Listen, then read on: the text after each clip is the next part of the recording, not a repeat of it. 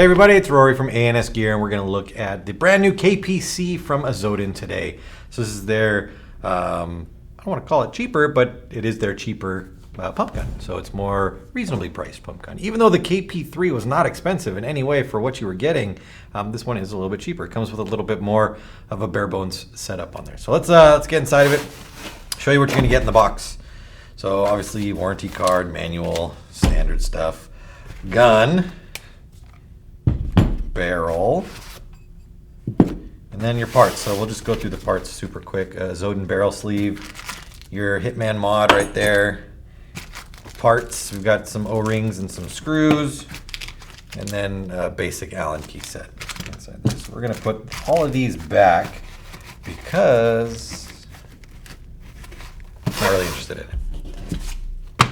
There we go. So let's go around the KPC. All right, so we'll start with the barrel, 14-inch one-piece barrel. It is not two-piece, even though it looks like they've created a false cut in the middle right here. It is not a two-piece barrel. It is a one-piece barrel right there. And I believe it's 689. I don't actually think it says anywhere on here what bore size the barrel is, but I'm pretty sure 689. Could be wrong though. Anyway, one piece right there. So on the gun itself, they're not using any composite parts except for the eye covers right there. Those are not aluminum on there, I don't think. Pretty sure last time I checked they were like a composite material.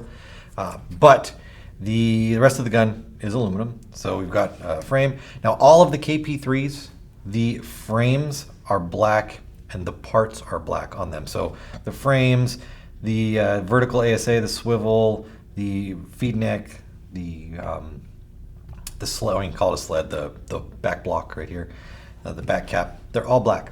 So you don't get the color options that you do with all the other guns because you can mix and match kind of and make your own colors on those. But these ones, you're going to have color and black, or black and color, whatever way you want to look at it. So that helps with the price. If they can just do a bunch of black parts and then put them onto colored guns, it can help bring the price down. Coming up for the front, you have a twist-in or a threaded version of the line. So this is a steel braided line. This isn't a macro line setup.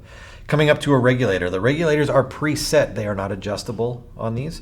See, they're using the same regulator setup as the Blitz 3 on these. So no adjustment needed, so you don't need to worry about any kind of adjustment. That could be good or bad. Some people love to adjust up and down to find that perfect mix of pressure and velocity. So your velocity adjustment will be done just through the back on the KPC. Coming up around the front, going with the single arm, the single pump guide right there, pump rod through the side. So unlike the KP3 where you had two on both sides, they've gone with just one, and they do have a little bit of a I don't know what the heck they call it. It's a guide rod, basically. I know there's a specific name for it, I just can't think of it. But it helps keep rotation and wobble to a minimum when you're sliding it back and forth. Now this piece I have felt in there is a little wobbly itself sometimes. Maybe the one I had earlier just wasn't threaded all the way down. This one seems much tighter than the one I had earlier. And that's just to help keep the pump arm or the pump handle moving back and forth in a straight line.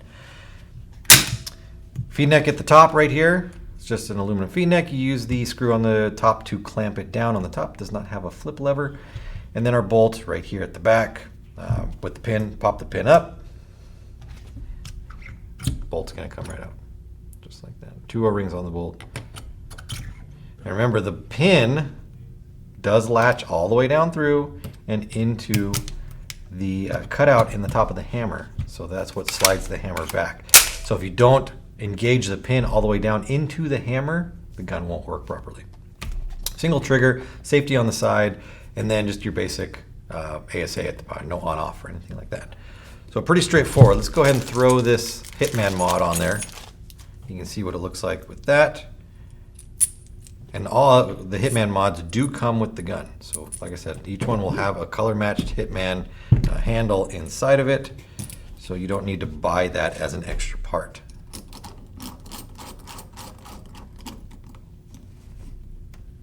You can see that on there now. So however you like to shoot it, It's up to you. You can put it on, take it off, do whatever you need to do. So, basic version right there. I did bring up a KP3 so you can see differences side by side. So on this, manual, warranty card, barrel, 2-piece, 14-inch barrel, and you get 2 backs with this one. So with this, you have a static, a single bore size, single barrel, 14-inch. With KP3, you do get a 2-piece with 2 backs. So I think it's a 681 and a 685. So maybe that's a 685 in there. I don't have to do more research on that. The gun itself, let's put them side by side. So coming down from the bottom, you see you've got the on-off ASA here with the macro fittings, which are really interesting that they use. It's a swivel macro color code or color match to the gun with a true macro line, not a steel braided line on there. So all these pieces that we're talking about that are different are just adding cost to the gun. And that's why you see the difference in price there.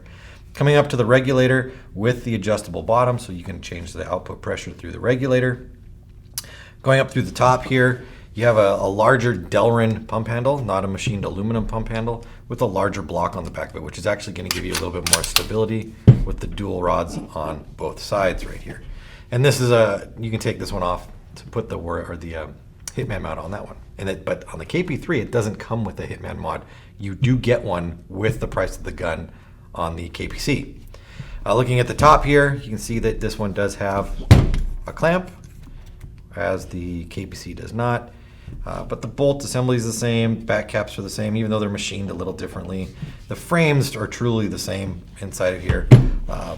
You just get color-coded or color-matched parts rather than just black. So those are all things that are going to add a little bit of cost to you, but performance-wise, I think you're going to feel like you're getting the same performance out of the two guns.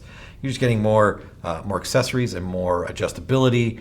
And if you're the kind of person that likes to tinker, you're going to see that more with the KP3. If you want to get out there and just shoot a pump gun that is just going to go over and over and over and work for you, then the KPC is a good choice, and it's cheaper. So check out all the colors that are available on the website. I believe there's 5 colors that are available right now for the KPC. I wanted to weigh them and see if there's a difference in weight too. So I do have the scale up here still. Turn it on. All right, so the KP3, again, this is with no barrel. So we're what, 2 pounds, 7 ounces, I think? Yeah, 2.7. And then the KPC, so 2.4, so 3 ounces. Not a tremendous difference in weight, although it does feel like it's a difference in weight, but it's really not that noticeable. But again, a little bit of weight reduction right there, and then the differences that we talked about through the two of them. So kind of choose your poison, I guess. You got a little bit more accessories and adjustability, straightforward, get you out on the field shooting for a better price. So choice is yours. KP3 here and the KPC. KPC is really the new gun that we're talking about right here. So get on the website, check them out, check out all the colors. Order yours today through ansgear.com.